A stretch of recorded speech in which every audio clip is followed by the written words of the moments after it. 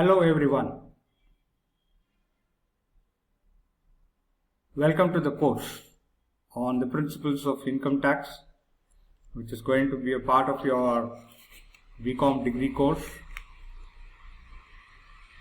And we are going to get into the first lesson of the session for the entire course, of course. And to have a briefing about the principles of income tax and about the course what we are going to deal with. This session is going to deal with the overview of income tax. Followed by that, we will be talking about the basic purview within which your income tax will come. Every individual or corporate or firm, whoever it is, who is going to pay taxes to the government, how they are going to be treated.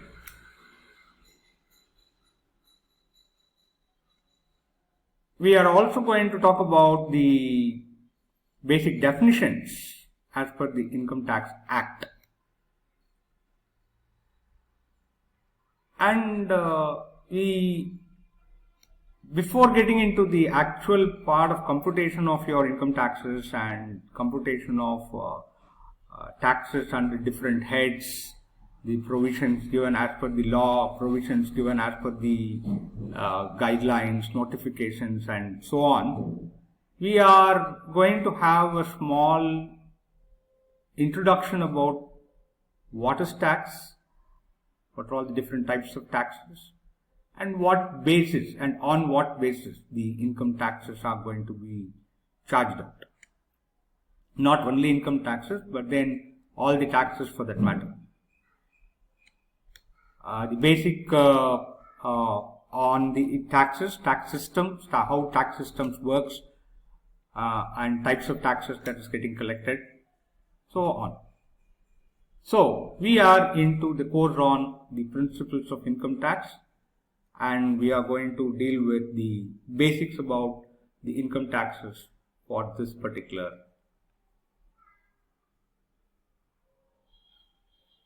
course.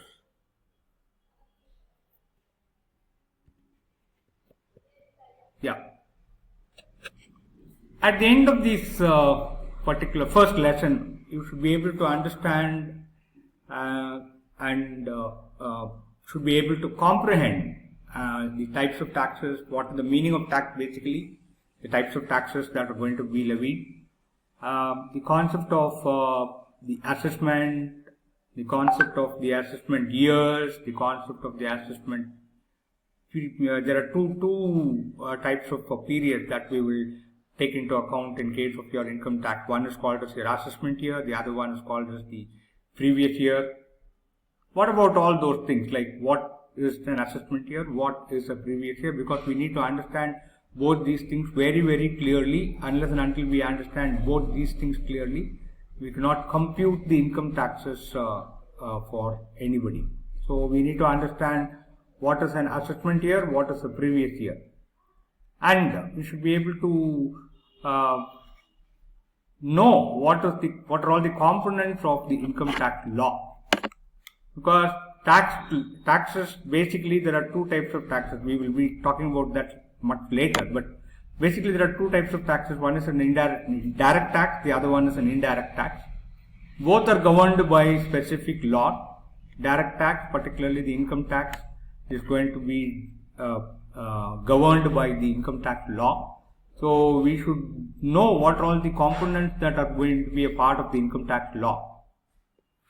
We should be able to recognize the meaning of a person, an assessee, who are all different types of persons, who are all different persons who will come under the purview of Income Tax Act and so on. And we should also be able to know the meaning and important terms used in the Income Tax Act. The whole of the Income Tax Act is based on the Income Tax Act 1961, and there are a lot of amendments that is taking place. How that works, how that has been created, how that is formulated, all these things are also going to be discussed out. And how basically the charge of taxes on income happens, and what is regarded as income under the Income Tax Act, because sometimes we will be dealing with what is an income without knowing that we are earning income. We think that we don't need to pay taxes for certain categories of income, but actually that is also going to be considered under the purview of Income Tax Act. So what are all going to be the things that are going to be inside the Income Tax Act, what we have to take into account as income, what not to be taken out as income, all are going to be understood properly. And basically the computation part of income tax, how gross total income is going to be arrived at, and what are all the components that we will have to take into consideration, what are all the components we have to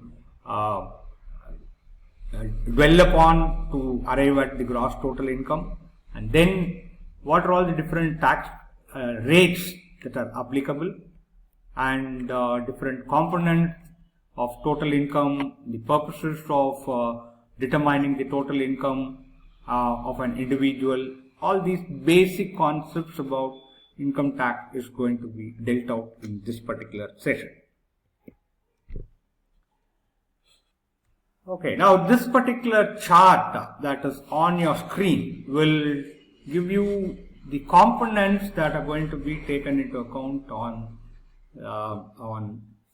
arriving at the income taxes, and the basic concepts that we'll have to understand before getting into the act, what act says. Okay, so basic concepts are divided into 4 parts. The first one is going to be the component of income tax law. What constitutes income tax law? Who will be enacting it? Who are all part of it, and who will contribute to it? That's going to be the first part. The second part is going to be for steps for computation of income tax liability. Okay, for an individual, for a person, how income taxes are going to be computed. So you are going to talk about the computation part of your income tax, total income, and then we will be talking about some of the basic definitions we should understand when it comes to the question of income tax as a subject. And then we will be talking about this basis of charges and the rates at which the income tax is going to be charged out. So 4 components, 4 basic concepts, 4 divisions of basic concepts are going to be dealt out in this session. First one is going to be the component of income tax law. It constitutes of Income Tax Act 1961, which is the basic law which is governing the entire income tax in India. And then we will that is going to be supported by the Annual Finance Act, and the income tax rules that's going to be amended every now and then. Basically, it will be amended once in a year at least. Not at least, maybe when there's going to be a change in the Annual Finance Act, Annual Finance Bill, the rules and regulations might change, so we will have to know about the income tax rules. And all these rules are going to be disseminated through the circulars and the notifications. So these notifications and circulars issued by the tax board, income tax board, or income tax authorities, that's also going to be another important component of income tax law. And finally, the legal decisions on the payment of tax, how to pay it, whom to pay what amount of tax, If not paid, what will happen? All these are also going to be a part of your income tax law. So component of income tax law constitutes of 5 components. One, the Income Tax Act. According to the provisions given in the Income Tax Act, the computation of income taxes will be made out. Then the Annual Finance Act, where the rates of taxes and the rules and regulations are going to be changed out, and basically the rates of taxes are going to be defined there. And third one is the rules. Fourth one is going to be the notifications and circulars through which the informations are going to be disseminated, and the legal act or legal decisions related to taxes are going to be a component of the income tax law. The second part, the steps for computation of the total income and the tax liability, constitutes of 6, 7, 8, 9 components actually. Okay, almost around 9 components. First step is going to determine the residential status, because the residential status of an individual will definitely define about what is going to be the tax liability that an individual has got. To give an example for it, maybe if an individual is going to be a non-resident individual, non-resident Indian, he may be exempted from payment of certain taxes. Okay. Likewise, if he is going to be a resident individual or Indian, he will be asked to pay a lot of taxes. Not lot, at least to the extent his income is going to be taken into consideration. For that, the provisions will change between the NRI and resident individual, resident Indian, and so on. So first step is going to be to determine what is going to be the residential status of an individual. Next step we are going to talk about is the classification of income under the different heads. We will be talking about that a little bit in detail a little bit later, but to say a few heads, basically there are going to be 5 heads of income that an individual can have. One from the salary, the other one is from the house property, third one is from the capital gains, fourth one is going to be from the business or profession, then about your other income. So 5 different heads are going to be considered. Incomes earned under different heads are going to be classified, and then certain rules, regulations, provisions given as per the Income Tax Act is going to be given upon, and you are going to talk about computation of total income. So basically, classification of income under different heads are going to be the second step that we are going to talk about. Third one is the computation of income under each one of the heads. Okay. After classification, under each one of the head, we are going to have the income determination or computation. After that, sometimes within this different heads, we may be clubbing the income. Sometimes we may be clubbing the income of 2 individuals together. Say for example, if a minor person has got an income, this income can be clubbed with the parent's income, maybe father or mother, something like that. Or suppose if the income of the spouse is going to be there, that can also be clubbed together. So clubbing of income is going to be the next step, and then setting off on the carry forward of your income is going to be the next step that could be happen. Okay. Maybe setting off in the sense, suppose if I have got, if an individual has got, let us say, house property. Generally, when there is going to be a let out income from the house property, that is going to be treated as income, and that has to be charged out. That has to be computed for your income tax. But then, suppose if an individual is going to live in a self-occupied house, but then there can be some losses on self-occupied house.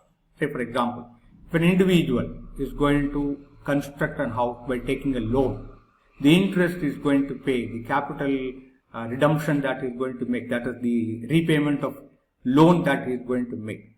Both these things can be taken up as the loss on the house property. This can be adjusted with the other income.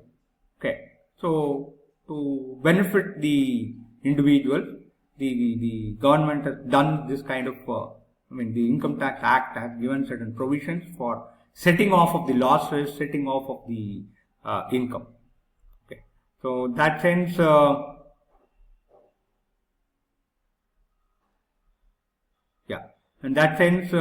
your income, set off of the income is going to be the fifth step involved in your computation of income. Then, sixth step comes to arriving at the gross total income after adjusting for all the income and the losses or the extra income and all these things clubbed together. You will be arriving at the gross total income. And then, if at all an individual is eligible for deductions, not all the individuals will be eligible for deduction. So, for eligible individuals, deductions from the gross total income can be made as the next step. And then, after deducting for all these things, the computation of tax liability, computation of taxes will take place, and finally the computation of tax liability, how much of tax has to be paid by an individual, will be given out at the final step. So these are all going to be the basic steps involved in computation of taxes, tax liability. And before getting into that part, we need to understand some of the important definitions given as per the Income Tax Act. I have just made a list of some important definitions only on the screen as of now, but we will be discussing more about these definitions in details as we progress upon. We need to understand who is an assessee, what is an assessment, who is a person according to Income Tax Act, what is an income, basically, because the income that is going to be earned in India is going to be taxable, we need to also define what is India, who is a resident Indian, who is a non-resident Indian, and so on. So these kinds of definitions as given by the Income Tax Act is also going to be discussed out in detail. And the last part is going to be the basis of charges. Charges of income, on what basis the charges are going to be taken up, and the rates of income tax is also going to be given out at the outset of this particular session.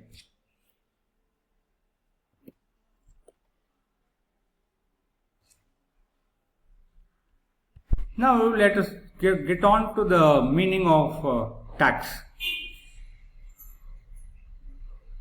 We should understand what is tax basically, because tax is a major source of income for government, and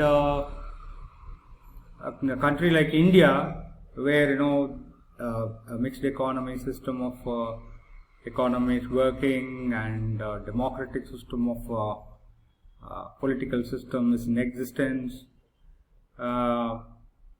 we have to depend on the public-private participation model. So private people like you and me also have to contribute a lot to the smooth running of the economy. So tax is a major source of income for the government from the private people like us. So we need to understand what is a tax basically. So a tax is a compulsory contribution from the person to the government to defray the expenses incurred in the common interest of all the people without reference to the special benefits conferred. So for meeting out various expenses of the government, the major source of income is going to be the tax. And tax as a compulsory contribution for the wealth of the person, from the wealth of the person or a body of persons for the services of public power. So for meeting out the expenses of the common expenses basically for development of infrastructure, for development of telecommunications, roadways, railways, for administration, for running the government, they need money, and this is going to be collected from as contribution from the public of the wealth of a person or by the body of persons or something like that. And this is the share of income of citizens which the government, normally called a state, appropriate in order to procure for itself the means necessary for the production of general public services. And that's what I was referring to in the last sentence. The government need to build the infrastructure, build the administration, run the government. So for all these things they need money. So this money is going to be collected from the citizens as a compulsory payment in the form of a tax. The tax is a compulsory charge imposed by the public authorities, irrespective of the exact amount of services rendered. I mean, this will be non-proportional to the services that's going to be imposed. And that's why the tax is a compulsory charge imposed by the public, by a public authority, rather the government or the local authorities or whatever it is, irrespective of the exact amount of services rendered to the taxpayer. So generally the taxes collected from the person will be disproportionate, non-proportionate, or whatever the way you want to call, you can call, and that's going to be a little amount of money that's going to be collected to meet out the expenses of the government in return for the services that is provided by the government. And sometimes in the meantime, suppose if somebody is not going to pay the required amount of money, the penalty will also be charged for the legal for the breach of the legal duties and things like that. So a compulsory payment, that's what is going to be the tax. When the tax authorities or the government authorities ask for the taxes, it's going to be definitely paid. It has to be definitely paid.